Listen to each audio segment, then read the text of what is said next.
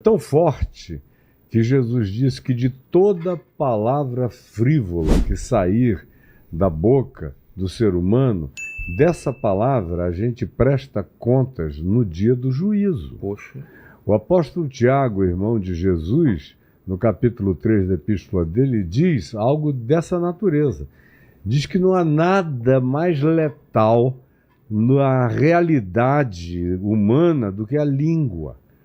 E ele não está falando do órgãozinho Claro. batendo entre os dentes. Do que sai. Do que, como simbolização do que ela verbaliza e expressa. Por que é tão poderoso assim? Porque também tem o verbo, né? O verbo. Eu sou o verbo. Deus criou tudo pela palavra.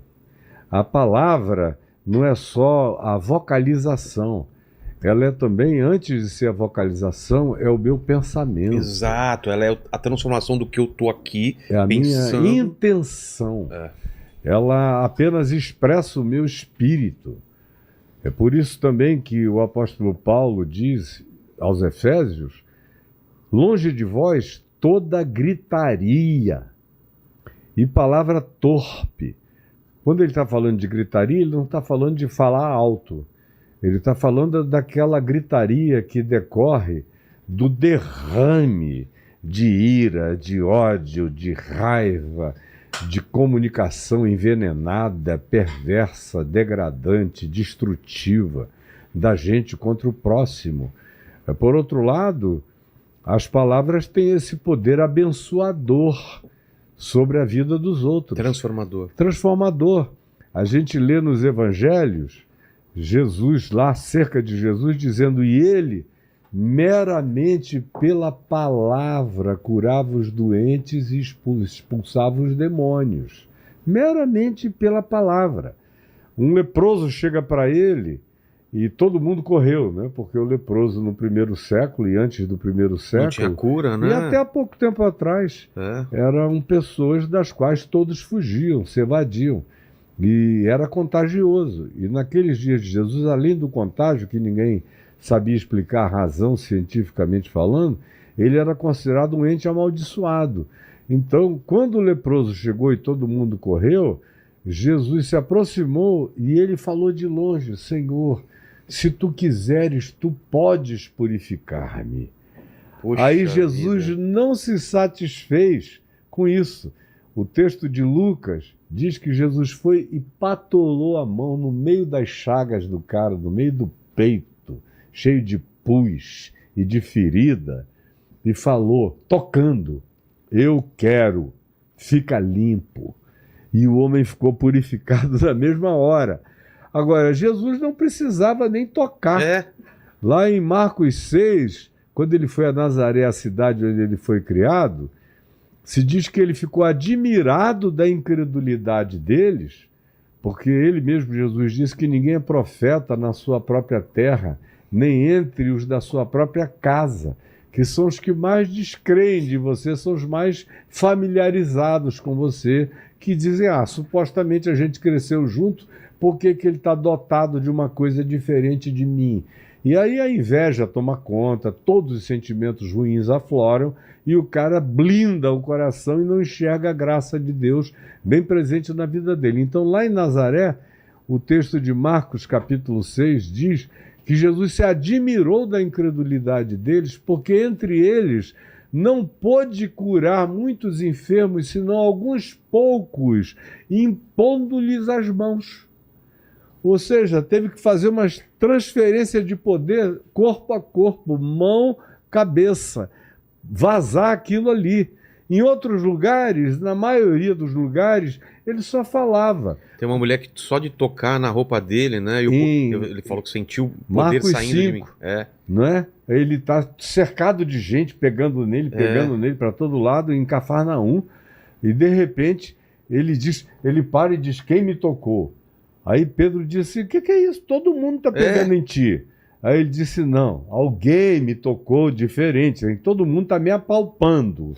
Mas tem uma pessoa que me pegou com outra intenção, porque eu senti que de mim saiu poder. Nossa, é maravilhoso, né? Ou como aquele centurião romano. Que a intenção dela fez a diferença entre as outras intenções de quem estava tocando. Porque ela sofria de menstruação crônica. E o que era uma coisa abominável para a mulher daquela época. O que é isso? Ela não conseguia parar. O fluxo era constante? Constante. Ah, tá. Era um fluxo hemorrágico intermitente, absolutamente Ela constante. acaba morrendo disso, Ela talvez. já estava há 12 anos sangrando. Nossa. Ela ter sobrevivido aquilo tudo já era um milagre. E ela tinha gasto todos os bens dela com os médicos, não tinha mais nada. E ela disse, se eu ao menos vier por trás, escondida, para ninguém ver, porque era uma vergonha. E ela não podia nem se aproximar dos outros, porque senão ela estava violando a lei de Moisés. Como impura? Como impura. E era uma violadora da lei de Moisés se ela tocasse em alguém. Se alguém tocasse nela, já tinha que se purificar completamente. Se ela tocasse alguém, era uma má intenção perversa. E ela sabia que Jesus podia curá-la, mas não tinha nem coragem de vir pela frente, nem ousava fazer esse pedido. Então ela rastejou por trás, tremulamente, pegou na ponta, na orla das vestes. E aí aconteceu essa maravilha. E Jesus vira-se para ela e diz, ó mulher, vai-te, a tua fé te curou, vai-te em paz. E a gente vê, por exemplo, aquele centurião romano, que vieram todos e disseram, olha, esse cara é bom, ele é centurião romano e tal, está aqui entre nós, mas é um cara do bem. E ele tem um pedido a fazer, se tu puderes atender, atendas. E ele disse, é o meu servo que está doente na minha casa. Aí Jesus diz, eu irei curá-lo. Se dispõe a ir até a casa do cara. Aí o cara diz, não. Tu não precisas vir à minha casa, eu não sou digno de que tu entres na minha casa. Mas manda uma palavra. Poxa. Porque se tu disseres uma palavra, eu conheço o significado das palavras, porque eu sou um homem que lida com autoridade de palavras. Quando o meu superior me diz, faze isto, eu faço. Quando aqueles que são meus subalternos ouvem me dizer, façam isto, eles cumprem. Então, a partir da hierarquia militar, eu aprendi o significado do peso e da responsabilidade para com as palavras. Basta que tu digas uma palavra aqui e o meu servo ficará curado lá. Aí Jesus disse, olhou perplexo e disse, em verdade, eu vos digo que em todo Israel, que era o povo que se jactava de ser monoteísta, de ser o único povo que sabia de Deus, em todo Israel, eu jamais encontrei alguém com uma fé igual a deste homem. Nossa. Vai para a tua casa, o teu servo está curado. E aconteceu isso em outras ocasiões. E não teve uma ocasião que ele pergunta se a pessoa quer ser curada, a pessoa tá querendo ser curada, ele fala, é em João 5, lá em Betesda. Porque ele não vai curar uma pessoa que não queira ser curada, e a pessoa tem que falar. Ele não obriga a cura em ninguém. Isso é maravilhoso. Então, é o paralítico de Betesda. Como que é O cara está lá há 38 anos. Quer dizer, uma vida inteira. 10 anos a menos do que você tem de idade. Tem 48. Não é? Então, 38 anos ali na beira do tanque de Betesda, que era um amontoado de doentes que criam que uma vez no ano as águas eram agitadas por um anjo. E quando as águas eram agitadas, o primeiro que se pusesse, caísse, se jogasse dentro da água, ficaria curado. Aí ele nunca conseguia, porque o cara era aleijado, ele saía ali querendo pular dentro da água, outro caía antes. Aí Jesus chega, sabendo e conhecendo a condição dele, se aproxima do homem e pergunta, tu queres ser curado? Poxa, né? O cara fala, ei. E é a pergunta psicológica mais maravilhosa possível, porque ninguém é curado se luta contra a cura. Isso vale pra tudo, pra né? Tudo. Você quer que eu te ame? Porque a pessoa às vezes não quer seu amor. Você pode se blindar pra qualquer bem nessa vida. Você quer que eu te cuide de você? Eu vou cuidar, mas você quer? Se a pessoa não quiser, você aceita. Você acolhe. Se você fechar... O cara que tá com problema de droga, se ele não quiser... Nem Deus entra. Deus respeita teu livre-arbítrio. É muito bonito isso, porque... Você tem que desejar. E aí o homem ouviu aquela pergunta de Jesus, tu queres ser curado? E aí o texto diz lá em João, no capítulo 5, que o homem, ao ouvir aquela pergunta, ele olhou para Jesus e se viu curado. Ele se imaginou curado. Ele se enxergou curado. Aí Jesus disse, levanta, toma o teu leito e anda. Olha só como a pergunta, tu queres ser curado? Gerou no indivíduo uma reconstrução, um regênesis pessoal. Ele viu o mundo dele recomeçar, um resetting total da vida, ele se viu curado. Aí Jesus disse, levanta, toma o teu leito e anda. E o cara se botou em pé, saiu correndo e pulando. Foi uma coisa maravilhosa. Então, palavras, que foi o que você perguntou, tem um poder extraordinário, meramente na troca humana. A gente está falando de palavras mudando para bem. E a maldição? Então, como é? Porque o que a gente pensa é assim, quanto mais a pessoa é conhecida, quanto mais a pessoa é visível, na teoria, tem mais gente desejando mal para ela também. Como se blindar para isso? Porque senão é pior você ser mais conhecido, né? Porque tem mais gente desejando o teu mal. Teoricamente seria, mas depende de quem você é.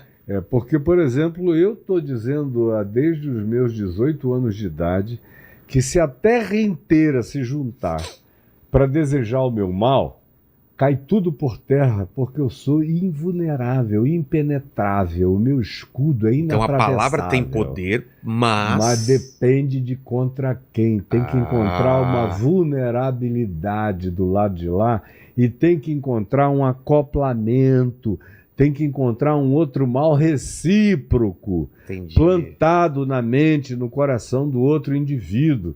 Porque se aquele contra quem você deseja o mal é uma pessoa que não deseja o mal de ninguém, é uma pessoa que ama, o escudo do amor é invencível, é uma pessoa que olha e que tem luz nos olhos, como Jesus diz, os olhos são a lâmpada do corpo.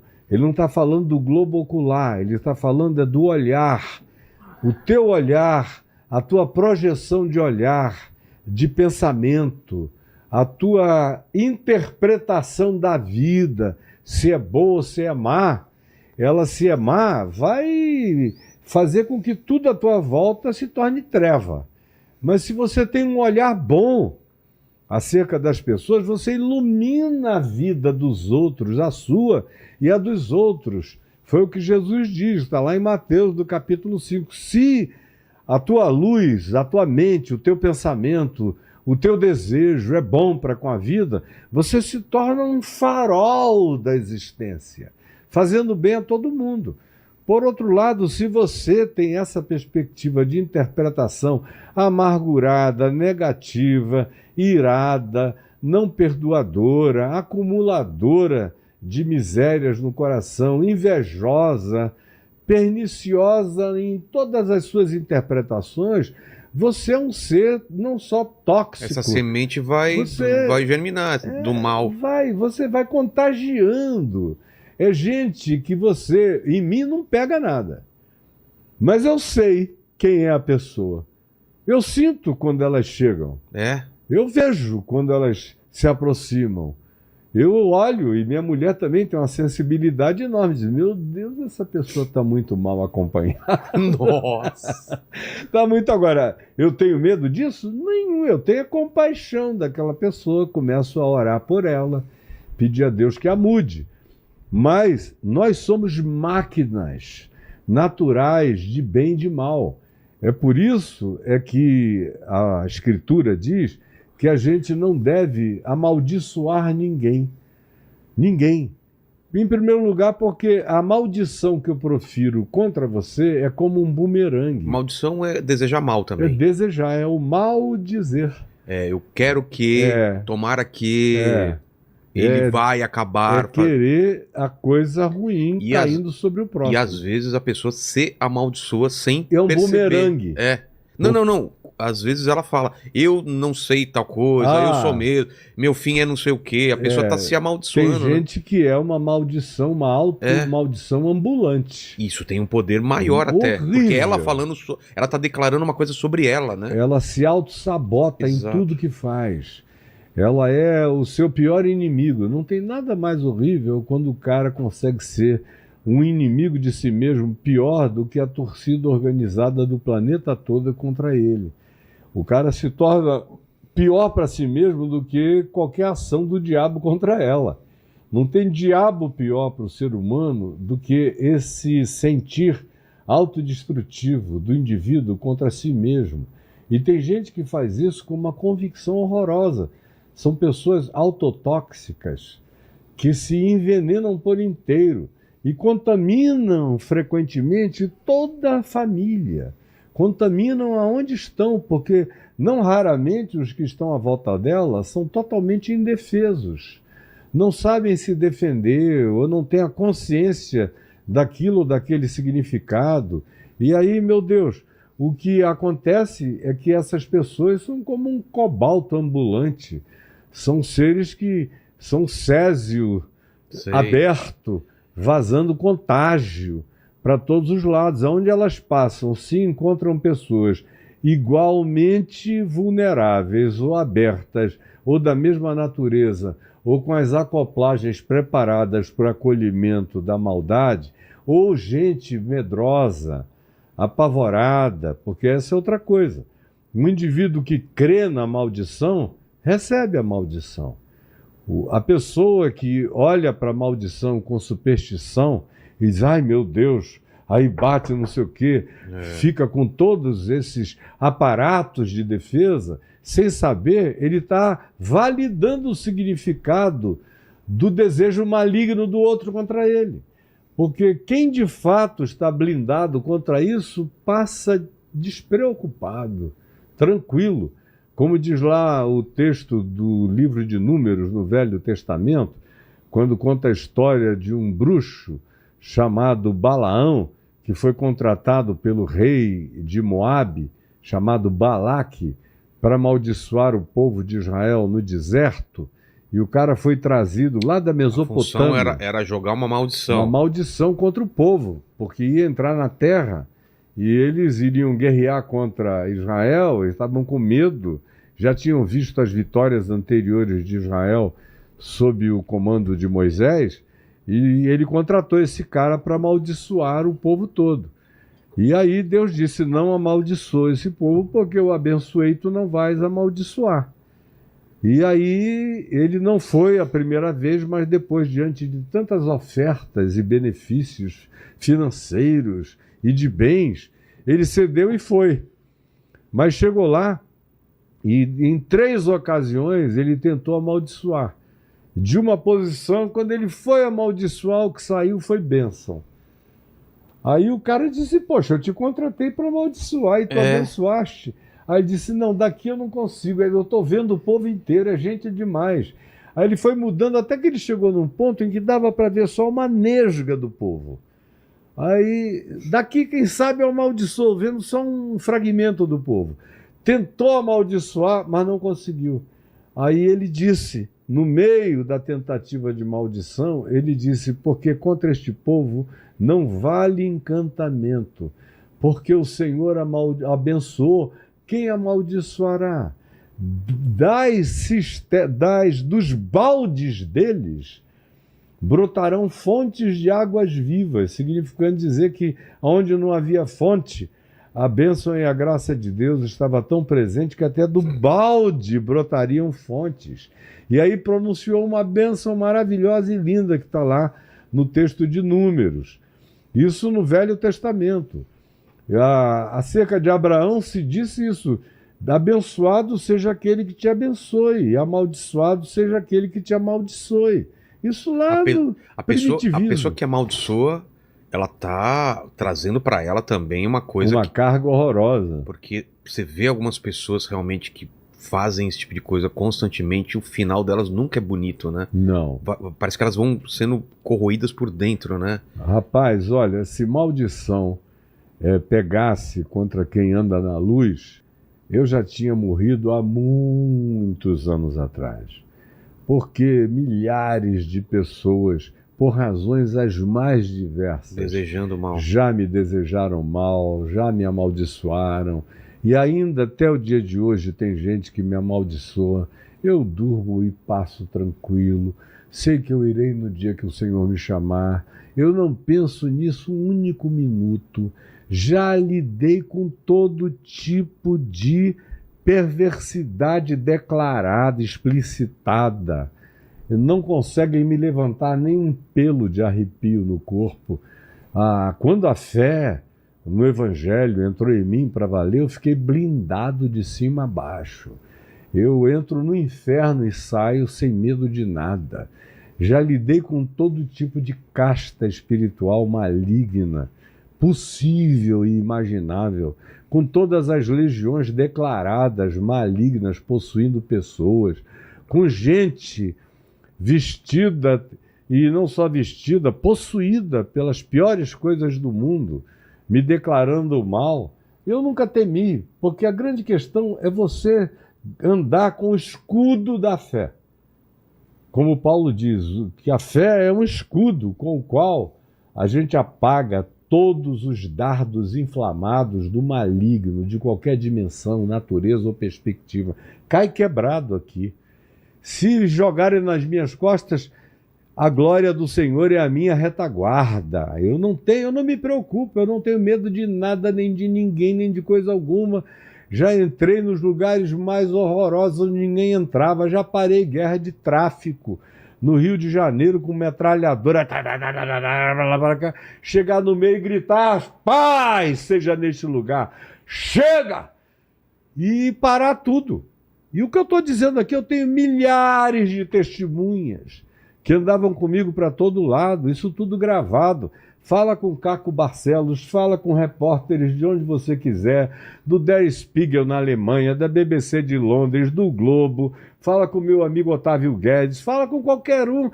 Nada disso aconteceu num cantinho escuro de algum lugar, foi público e notório para todo lado, e todo mundo sabe que eu fui assim, sou assim e morrerei assim, sem medo.